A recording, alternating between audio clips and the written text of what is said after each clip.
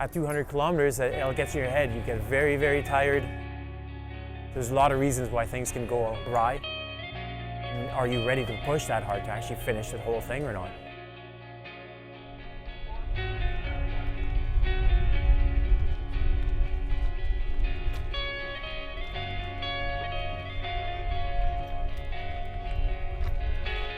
Feeling good. The sun's coming up. We got 5 minutes to the start of the race, and feeling good to race for the next 30 some odd hours to get to Ottawa. Hey guys, about 4 minutes for the start. You in? Yep. 5, 4, 3, 2, 1, go!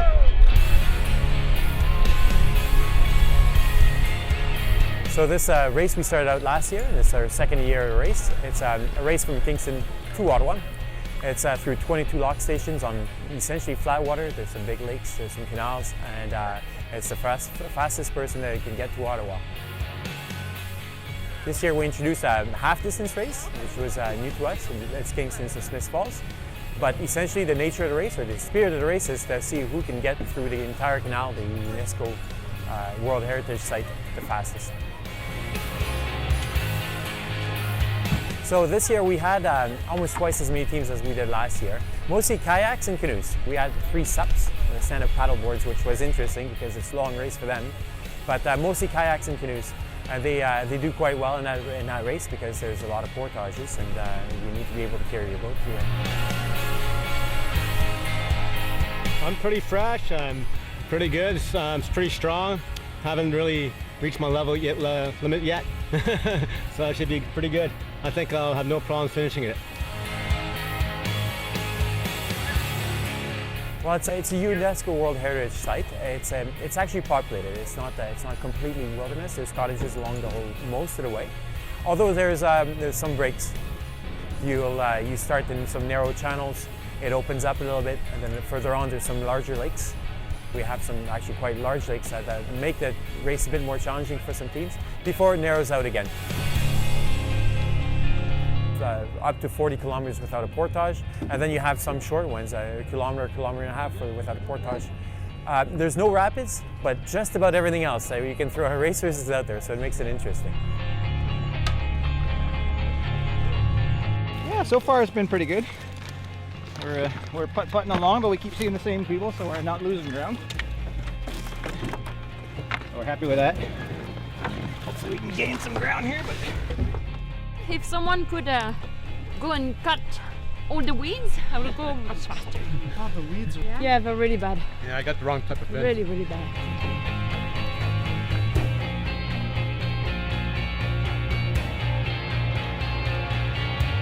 The Rideau Canal is a very popular area, mostly at this time of year for just pleasure boaters. They come through, and there's some large boats. They sometimes, and we haven't noticed mariners, but they sometimes don't listen, or they sometimes haven't heard of them. So it's natural that the racers actually have to be mindful of boat weight, and sometimes it can be pretty big waves that'll roll over some of the racers.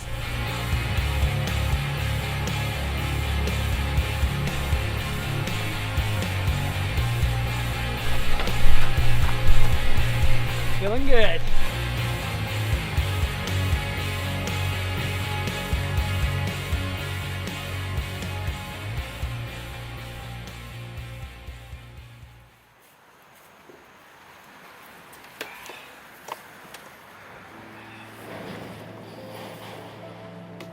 It's a 200-kilometer race, and most athletes are going to find their own demons out there. There's a lot of reasons why things can go awry, and they generally will. My hands are killing me.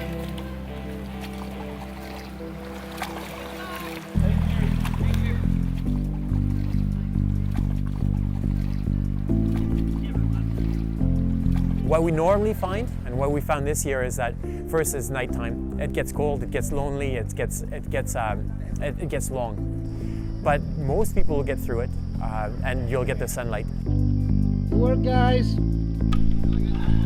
First time night navving for me.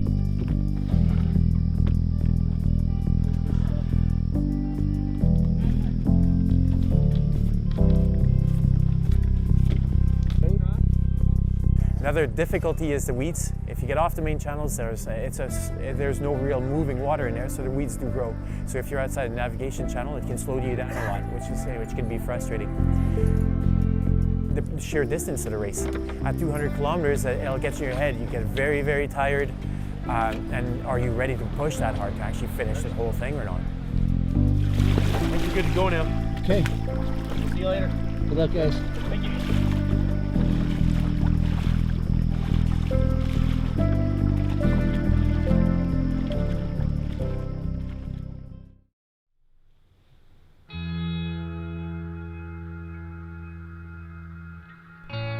That was a long, long, long leg. Took us through the middle of the night all the way to sunrise, and 8:56 now, and it's just been grinding on us. And we were bonking pretty hard at one point, and our rate and stuff just went down, and we were getting pretty crazy and silly. So. Alright. That was hard. I had a couple of moments where I felt like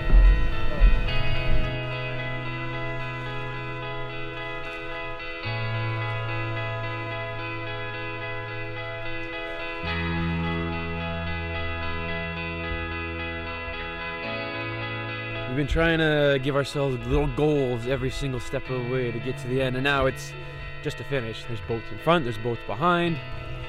We're close to these guys, but we don't really care at this stage, you know, who wins or loses. It's to cross the finish line.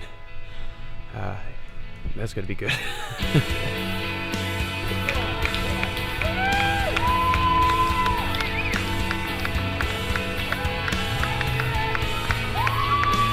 Well, we're looking at next year already. We're looking at making some more interesting changes, making the race bigger.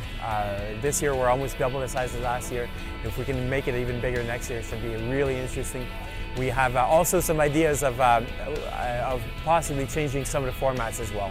So we're looking to some exciting times for next year.